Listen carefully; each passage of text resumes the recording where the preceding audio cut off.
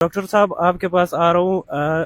آپ جو ہے وہ یو ایس جا رہی تھی. ٹائمز میگزین میں آپ کو 100 ایمرجنگ لیڈرز میں آپ کا نام آ گیا, تو روکنا آپ کو کیسے لگا, یہ کیوں ہو رہا ہے ویسا آپ لوگوں کے ساتھ؟ دیکھیے میرے لیے یہ چونکانے والی بات نہیں تھی. مجھے سمجھ آتا ہے کہ جب ہم بلوچستان میں یہ کرتے ہیں تو تب ان کو تکلیف ہوتی ہے, اور جو انٹرنیشنل پلیٹ فارم ہے, تو اس وقت جب میں ناروے بھی گئی تھی تب بھی انہوں نے باقاعدہ طور پر کوشش کی تھی کہ جہاں جہاں جس پروگرام میں گئی تھی اس پہ ڈسٹربنس ڈالنے کی, اور جو میری ایڈوکیسی ہے اس کو ایک مطلب ایک اینٹی اسٹیٹ اور الگ طریقے سے پیش کرنے کی. لیکن کیونکہ ویسٹرن جو ورلڈ ہے وہ چیزوں کو اور طریقے سے دیکھتے ہیں, وہ اس ملک کی پاپولیشن کی طرح اندھے نہیں ہیں, تو وہ چیزوں کو جانتے ہیں, پرکھتے ہیں اور ریسرچ کرتے ہیں.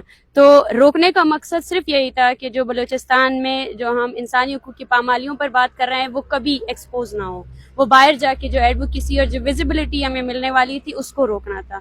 اور اس سے جب میں وہاں گئی تو مجھے افسوس, میں اگر یہ کہوں چونکانے والی بات یہ تھی کہ آئی واز ایکسپیکٹنگ کہ وہ لوگ مجھے نہیں روکیں گے, لیکن میں یہ ایکسپیکٹ کر رہی تھی کہ وہ مجھے آنسر ضرور دیں گے کہ وائی کیوں مجھے روکا جا رہا ہے. اور میں تقریباً 5 گھنٹے تک جو رویہ انہوں نے میرے ساتھ رکھا, باقی سب لوگ اپنا جو ہے نا پلین بورڈ کر رہے تھے اور میں وہاں کڑی تھی اور کوئی مجھ سے بات ہی نہیں کر رہا تھا, جواب ہی نہیں دے رہا تھا, اور پاسپورٹ بھی چھینا گیا. اس سے زیادہ چونکانے والی بات یہ تھی کہ جو ایئرپورٹ کے باہر ہوا, جس طریقے کار سے ہمارے ساتھ پیش آیا گیا وہ بالکل بھی مطلب کسی بھی طریقے کار سے دیٹ واز اس پر اگر بات کی جائے مجھے افسوس ہوتا ہے, مجھے بہت زیادہ افسوس ہوتا ہے کہ جس طرح انہوں نے اٹیک کیا, جس طرح اسالٹ کیا, اور جس طرح کوشش کی گئی کہ کسی نہ کسی طریقے کار سے ہمیں ڈرایا جائے اور پاسپورٹ چھینا جائے. میں سمجھتی ہوں کہ اس طرح ہم دیکھیے بلوچستان میں رہنے والے لوگ ہیں, ہم اپنے زمین کو 1000 بار چنیں گے. آج شاید 2-3 انٹرنیشنل آرگنائزیشنز ہمیں بلا رہے ہیں تو آپ کو یہ لگ رہا ہے کہ اس سے ہم پیچھے ہٹ جائیں گے یا ہماری ایڈوکیسی پیچھے رہ جائے گی. بالکل بھی نہیں. ہم ڈپلومیسی یا باہر کی اس پر, ہم زمین پر گراؤنڈ پالیٹکس کرنے والے لوگ ہیں, اور اس سے آپ ہمیں بالکل بھی نہیں روک سکتے. بالکل, میں خود بلوچستان سے, مجھے اندازہ ہے جب بی ایم سی کی ریسٹوریشن کے لیے آپ پروٹیسٹ کر رہی تھی بلوچستان یونیورسٹی میں, جو بلوچستان یونیورسٹی کے جو ویڈیوز آئی تھی اس کے لیے جب آپ پروٹیسٹ کر رہی تھی, مجھے سب کچھ یاد ہے. لیکن الزام یہ لگایا جاتا ہے آپ کے اوپر, سمیدین کے اوپر, کیونکہ ان کو بھی روکا گیا تھا باہر جانے سے, کہ آپ لوگ وہاں پہ جا کے ازائلم کلیم کریں گے. یہ ازائلم والا چکر کیا ہے؟ دیکھیں مختلف مرتبہ مجھے جب بھی نیگوسیشنز پہ ہم بیٹھتے ہیں تو یہ چاہتے ہیں کہ ہم اسائلم لیں, لیکن ہم اسائلم بالکل بھی نہیں لیں گے. ہم باقاعدہ طور پر اپنی تنظیم میں اور بلوچستان میں ہم یہ کہتے ہیں کہ بلوچستان کے حالات اس وقت تک نہیں بدلیں گے جب تک بلوچستان کا نوجوان بلوچستان میں بیٹھنے کا فیصلہ نہیں لے گا. ہم بالکل ہر قسم کے اسائلم کے, اس اسائلم کے خلاف ہے. یہ بنایا گیا ہے اسی طرح کے نوجوانوں کو جو ہے نا اس طرح مایوس کیا جائے کہ وہ اپنے زمین کو چھوڑ کر اسی تبدیلی لانے کے بجائے وہ یہاں سے بھاگ جائیں. اور بلوچستان میں 4th شیڈول میں آپ لوگوں کے ساتھ گوادر میں راجی مچی میں یہ معاہدہ ہو گیا تھا کہ ہم آپ کو ہراساں نہیں کریں گے, آپ کے کارکنان کو جو ہے وہ ہم تنگ نہیں کریں گے. اس کے باوجود 4th شیڈول میں آپ کے کارکنان کے, یا جو آپ لوگوں کے ساتھ راجی مچی میں شریک تھے, ان کے نام 4th شیڈول میں آ گئے. یہ کیوں کیا گیا؟ دیکھیے یہ وہ انتقامی کارروائی ہے اور یہ ایک انکمپیٹنسی بھی ہے, کیونکہ جب ہم بیٹھے تھے صوبائی اسمبلی کے وزراء کے ساتھ بیٹھے تھے اور انہوں نے یہ میک شور کرایا تھا, اور سب سے بڑی بات 4th شیڈول سے پہلے جو انہوں نے ایک نوٹیفیکیشن جاری کیا تھا کہ راجی مچی کے دوران تمام ایف آئی آر قواش ہو چکے ہیں, وہ اس نوٹس کی کوئی ویلیو نہیں ہے سیشن کورٹس میں. اور وہی جو پارٹیسپینٹس ہیں جن کے خلاف ایف آئی آر کیا گیا تھا, مسنگ پرسنس فیملیز, ان کو اریسٹ وارنٹ جاری ہو رہے ہیں. تو یہ ان کی انکمپیٹنسی ہے, اور جو گوادر میں جو نیگوسیشنز ہوئے تھے وہ بالکل ان کی طرف سے ہی ختم ہو چکے ہیں. اور جو 4th شیڈول ہے اس میں بی وائی سی کے مرکزی ذمہ داران صبغت اللہ شاہ جی کا نام ڈالا گیا ہے, ہماری فیملیز کو ٹارگٹ کیا گیا ہے. جیسے میرے فیملی میں میرے بھائی کا نام ڈالا گیا ہے 4th شیڈول میں, صرف اور صرف تنگ کرنے کے لیے. اور اب 4th شیڈول کو بھی ہم نے بلسان ہائی کورٹ میں چیلنج کیا ہے اور اس کو بھی ہم لے کر جا رہے ہیں. لیکن اس سے یہ ثابت ہوتا ہے کہ یہ لوگ جو بار بار کہتے ہیں کہ مذاکرات کے ٹیبل پر کیوں نہیں بیٹھتے ہو, مذاکرات کیوں نہیں کرتے ہو, تو آپ خود دیکھیں کہ اتنا آپ اس کو اہم مسئلہ نہیں کہہ سکتے بلوچستان کا. یہ راجی مچی سے ریلیٹڈ مسئلہ تھا, آپ لوگوں نے وائلنس یوز کیا, وائلنس کے بعد ہم بیٹھے مذاکرات کے لیے, لیکن اس مذاکرات پر عمل درآمد کس نے کیا؟ مذاکرات کی جو آفر دے رہے ہیں جو لوگ, ان کے پاس اتنا اختیار ہے کہ وہ آپ کے ساتھ مذاکرات کر سکیں؟ دیکھیں ہم یہی سوال ان سے پوچھتے آ رہے ہیں کہ آپ کے پاس اگر اختیار ہے تو آپ سب سے پہلے مذاکرات تک چیزوں کو لے ہی کیوں جاتے ہیں؟ اپنا وائلنس کا جو اپروچ ہے اس کو چینج کر لیں.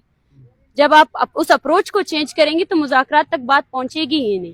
ہم تو بیسکلی جو یہ ریزسٹنس ہو رہی ہے بلوچ عوام کی طرف سے وہ آپ کے وائلنس کی اپروچ کی وجہ سے ہو رہی ہے کہ آپ جس طریقے کار سے ہمارے ماسز کو ڈیل کر رہے ہو, دس از ناٹ دا وے.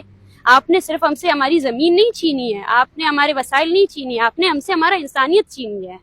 ہمارا ہر شخص جو ڈی ہیومنائزیشن آپ نے کی ہے اس کے خلاف ہم سب لوگ کھڑے ہوئے ہیں کہ آج ہم ایز اے انسان دیکھ رہے ہیں کہ ہم ایز اے انسان ایگزسٹ ہی نہیں کرتے ہیں.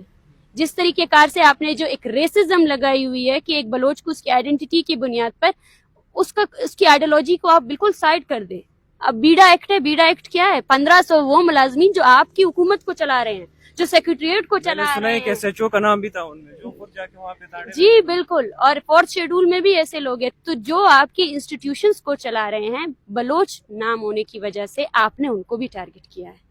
آخری ایشو پہ بات کروں گا مسنگ پرسنس کے حوالے سے. ابھی ریسنٹلی جو ہے وہ آج کی خبر ہے کہ 5 سے 8 کے درمیان کیسز آئے ہوئے جو اسٹوڈنٹس ہیں یونیورسٹی میں پڑھ رہے وہ لاپتہ ہوئے.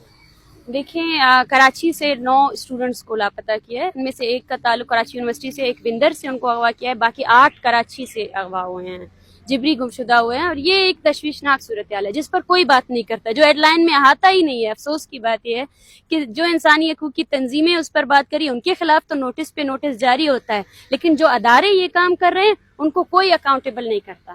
وہ مائٹی مطلب لارڈز ہے جن کا نام لینا بھی یہاں پہ گناہ قرار دیا جاتا ہے. اور کہاں گناہ قرار دیا جاتا ہے؟ عدالتوں میں.